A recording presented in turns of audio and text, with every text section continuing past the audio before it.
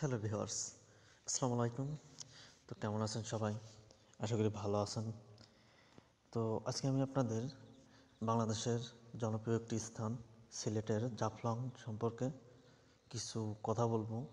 কিভাবে এখানে যাবেন, কিভাবে ঘুরবেন, কোথায় কোথায় ঘুরবেন, কি কি দেখবেন, কোথায় থাকবেন, কি খাবেন, এ সকল বিষয় নিয়ে আলোচনা করব। তো চলুন শুরু করি। তো জাফলং প্রকৃতির কন্যা হিসেবে পরিচিত। সিলেট জেলার দর্শনীয় স্থানগুলোর মধ্যে জাফলং অন্যতম একটি পছন্দনীয় স্থান। তো জাফলং সিলেটের গোয়াইনঘাট উপজেলার ভারতের মেঘালয় সীমান্ত ঘেঁষা প্রকৃতির দানে রূপের পসরা সাজিয়ে আছে। তো পাথরের উপর দিয়ে বয়ে চলা পিয়াইন নদীর হচ্ছে পানির ধারা।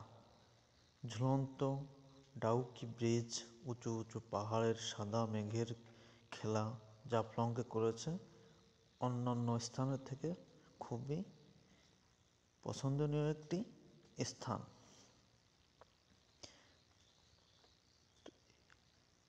এক এক ঋতুতে জাফলংয়ের রূপ এক এক রকম দেখা যায়, যা পর্যটক বা ভ্রমণ পিপাসুদের জন্য খুবই আগ্রহের একটি স্থান হিসেবে গড়ে তুলেছে জাফলংকে।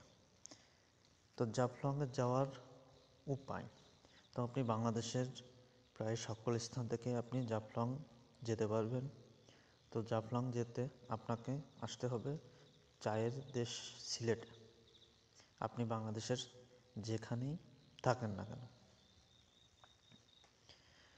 তো আপনি দেশের যে প্রান্ত থেকেই আসেন না কেন, সিলেটে প্রথমে আসতে হবে। তো ট্রেনে ও আকাশপথে দুইভাবেই আপনি সিলেট বা জাফলংয়ে আসতে পারবেন। তো চলুন আমরা বাংলাদেশের প্রাণকেন্দ্র বা রাজধানী ঢাকা থেকে আমরা জাফলংয়ের দিকে রওনা দিই। তো ঢাকার ফকিরাপুল, গাবতলী, সায়দাবাদ ও মহাখালী বাস টার্মিনাল থেকে সিলেটগামী বাসগুলো ছেড়ে যায়। তো এদের মধ্যে Green Line, Saudia, Unique, S Alam, Shyamoli, Ena ও অন্যান্য মডেলের বাসগুলো বা অন্যান্য কোম্পানির বাসগুলো সিলেটে যায়। তো বাসের কোয়ালিটি, সিট অনুযায়ী বা বাস অনুযায়ী বা এক এক বাসের ভাড়া এক এক রকম। তো আপনি যদি এসি বাসে যেতে চান, সেক্ষেত্রে আপনার 1400 থেকে 1500 টাকার মতো ভাড়া পড়বে। আর আপনি যদি নন এসিতে ঢাকা থেকে সিলেটের দিকে যেতে চান, সেক্ষেত্রে আপনার ভাড়া পড়বে 650 থেকে 700 টাকার মতো।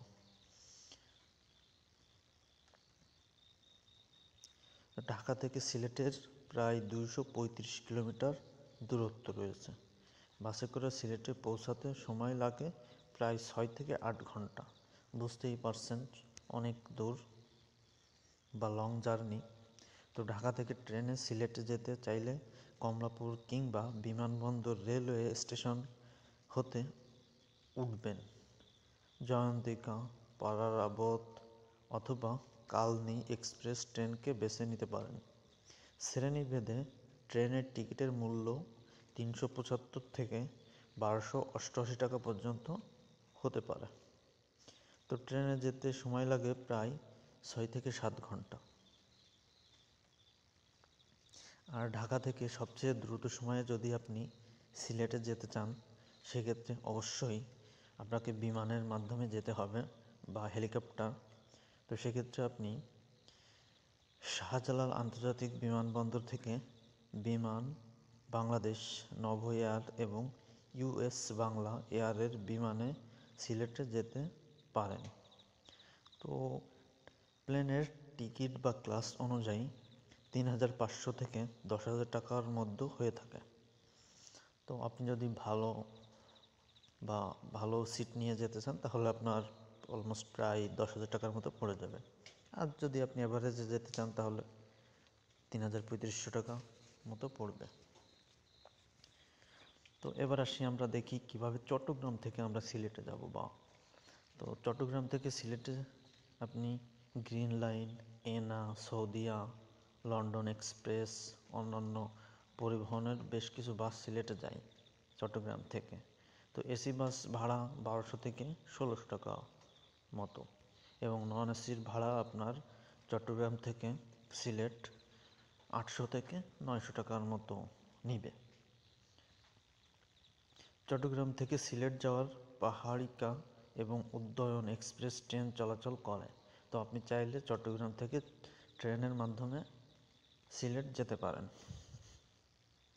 তো সেক্ষেত্রে আপনার ভাড়া পড়বে 450 থেকে 1541 টাকা পর্যন্ত, আপনার ট্রেনের সিটের উপর নির্ভর করবে। এছাড়াও চট্টগ্রাম থেকে বিমানে ঢাকা হয়ে সিলেট যাওয়ার সুযোগ রয়েছে, তবে এক্ষেত্রে আপনার কস্টটা একটু বেশি পড়বে। তো আপনি অন্যান্য খুলনা, রাজশাহী, বরিশাল, সিলেট সবখান থেকেই আপনি সিলেট আসতে পারবেন। আপনি বাংলাদেশ যে কোনো প্রান্ত থেকেই প্রথমে আপনি সিলেট আসবেন, তারপর আপনি জাফলংয়ের দিকে রওনা দিবেন। তো সিলেট আসার পর সিলেট থেকে জাফলংয়ের দূরত্ব প্রায় 50 কিলোমিটার। বুঝতেই পারছেন, প্রায় ঘন্টাখানিক বা ঘন্টা দুইয়ের একটি জার্নি। তো সিলেট থেকে জাফলংয়ের দূরত্ব প্রায় 50 কিলোমিটার। সিলেট থেকে সরাসরি জাফলং যেতে সময় লাগবে প্রায় 1.5 ঘন্টা থেকে 2 ঘন্টার মতো সময়। তো বাস, সিএনজি, লেগুনা কিংবা মাইক্রোবাসে জাফলং যেতে পারেন। জাফলংগামী বাস ছাড়ে কদমতলী থেকে। তো লোকাল বাস ভাড়া জনপ্রতি 70 টাকা এবং গেটলক বিরতিহীন বাস ভাড়া 100 টাকা। তো আপনি চাইলে যদি গ্রুপ নিয়ে ট্যুরে যান, সেক্ষেত্রে আপনি একটি সিএনজি ভাড়া করে জাফলংয়ের উদ্দেশ্যে রওনা দিতে পারেন। সেক্ষেত্রে আপনার ভাড়া পড়বে 1200 থেকে 1500 টাকা বা 2000 টাকার মতো। তো অবশ্যই দরদাম করে নেবেন। আপনার সুবিধা মতো চাইলে সিলেট শহরের সোবহানঘাটি থেকেও বাসে উঠতে পারেন। বাস ছাড়াও জাফলং যাওয়ার লোকাল লেগুনাও সার্ভিস রয়েছে, তো আপনি রেগুনায়ও যেতে পারেন। রিজার্ভ গাড়িতে যেতে চাইলে সিএনজি, রেগুনা, মাইক্রোবাস পাবেন। তো আপনি চাইলে সেগুলোই ভাড়া করে নিয়ে যেতে পারেন। যদি গ্রুপ হিসেবে 2-4 জন 5 জন থাকেন সেক্ষেত্রে ভালো হয়। আর যদি আপনারা গ্রুপ না নিয়ে যান, সেক্ষেত্রে আপনি ওইখানে অনেক টুরিস্ট পাবেন। তাদের কারোর সাথে কথা বলে শেয়ারে সিএনজি বা রেগুনা ভাড়া নিয়ে জাফলং যেতে পারেন। সেক্ষেত্রে আপনার কস্টটা একটু কমবে। তো জাফলং যাওয়া আসা সহ সারাদিনের জন্য সিএনজি ভাড়া লাগবে প্রায় 1200 থেকে 1500 টাকা। বুঝতেই পারছেন, আপনি এখানে যাবেন আর আসবেন। তো যদি গ্রুপে যান, 4-5 জন একসাথে যান, সেক্ষেত্রে কস্ট কম পড়বে। আর যদি আপনি দেখেন যে সিঙ্গেল বা ডাবল হন, সেক্ষেত্রে আপনি ওইখানে অনেক টুরিস্ট পাবেন। তাদের সাথে কথা বলে শেয়ারে সিএনজি বা রেগুনা ভাড়া নেবেন। অবশ্যই দরদাম করে নেবেন এবং যাওয়া আসা এটা বলে নেবেন।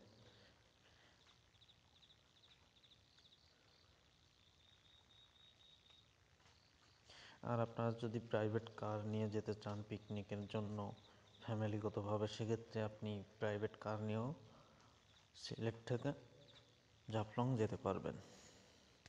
তো এবার আমরা সিলেটে গেলাম, জাফলংয়ে গেলাম, এখন আমরা থাকবো কোথায়? দেখুন, সাধারণত সিলেট একটি টুরিস্ট এলাকা। এখানে আপনি অনেক হোটেল পাবেন থাকার জন্য। তো সাধারণত জাফলং ভ্রমণকারী পর্যটকরা রাত্রি যাপনের জন্য সিলেট শহরে ফিরে আসেন, এবং আপনাকে অবশ্যই জাফলং দেখে সিলেট শহরে ফিরে এসে আপনাকে বাসা বা রুম ভাড়া নিতে হবে। সিলেট থেকে অন্যান্য ভ্রমণ স্থানে যাওয়ার সুবিধাজনক, তাই আপনাকে অবশ্যই সিলেট শহরে আপনার বাসাটা নিতে হবে যদি আপনি পুরা সিলেট ঘুরে দেখতে চান, চা বাগান টাগান দিয়ে। তো বেশিরভাগ হোটেলগুলো আপনার শাহজালাল মাজারের আশেপাশকে ঘিরে অবস্থিত। দরগা গেট হতে আম্বরখানা, তালতলা, লামাবাজার, কদমতলী পর্যন্ত বিভিন্ন মানের আবাসিক হোটেল রয়েছে। তো এসব হোটেলের ভাড়া আপনার 500 থেকে 1000 টাকা পার নাইট, বা একদিনের জন্য আপনাকে 500 থেকে 1000 টাকা দিতে হবে। এটা রুমে অনুযায়ী, আপনি যদি ভালো রুমে যান সেক্ষেত্রে অবশ্যই আপনাকে আরও বেশি কস্ট দিতে হবে।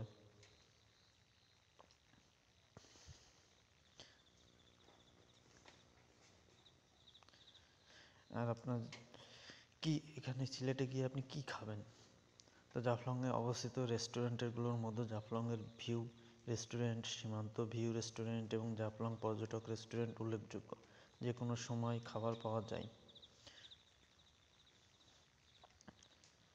তবে একসাথে আপনি যদি গ্রুপ হয়ে থাকেন সেক্ষেত্রে আপনার হোটেল মালিকের সাথে কথা বলে আপনি কিছুটা কাটছাট করে খরচটা কমাইতে পারেন, খাবারের মূল্যও কমাইতে পারেন।